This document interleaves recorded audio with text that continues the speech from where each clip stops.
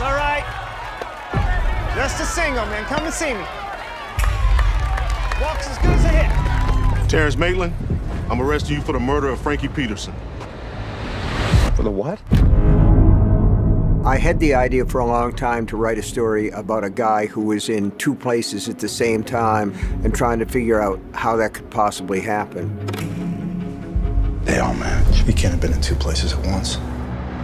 The show opens up with a murder of a small child who's discovered in a town called Cherokee City. Our hero, Ralph Anderson, played by Ben Mendelsohn, is called to the scene. It's bad, Ralph.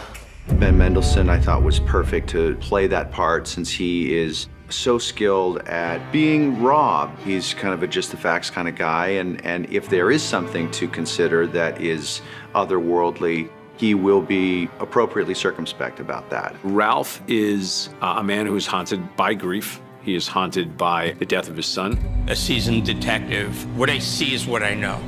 We got a slew of witnesses, each of whom identified him out of a photo array without hesitation. I like to have a protagonist who has skin in the game, who has a reason to really hate this guy and to jump the gun and bring him in before he understands the whole landscape of this case. I only have one question for you. Did you ever touch my kid? He's a very classical kind of American character, good, upstanding guy who's faced with a situation which is way outside his scope.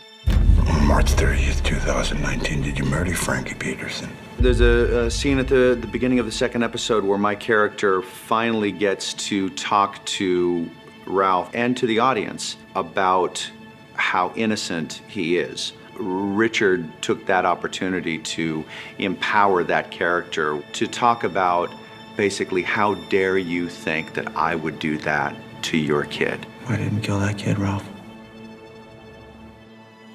And I thought to myself, I want this guy to find out little by little that the man he's arrested for this murder has a cast iron alibi in another place.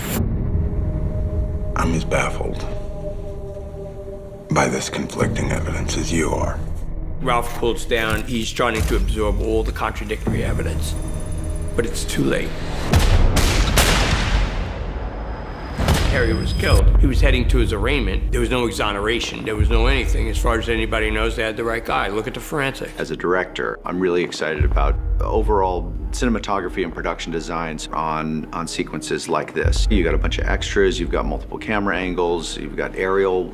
There's a special effects crew that has to wire all these characters with squibs to shoot blood out, that have to time out with guns that don't exactly fire. You want to try to build out the scope and the scale of it. It takes 95% of the work to make sure everything's teed up and ready to go. And then the last 5% is action. Is there a mystery here? Yes. You just need to learn how to live with it and move on. Yeah, that's hard for me. Even though he tried to save Terry's life, Ralph's the one that clapped the cuffs on him. But he feels he has to either prove Terry did it or exonerate Terry. This guy's looking to see, what did he miss? What did he get wrong here? What if he didn't do it? He didn't do it. He didn't do it. If he didn't do it, someone else did.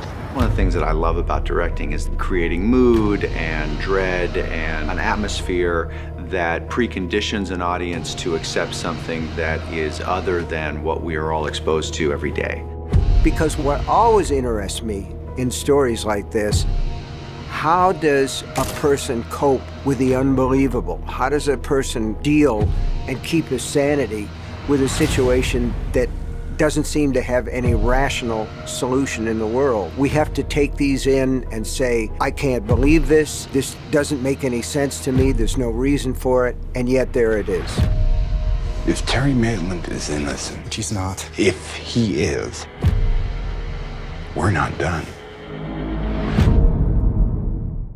Hey, it's Lisa. Stay with me for more on TV. 2020 will be a big year for new TV series, and here are 3 series to get excited about. Witcher, a game-based series which will feature Superman fame Henry Cavill. Lord of the Rings. Now, the series will be set during the 3,441-year period before the events of the Fellowship of the Ring.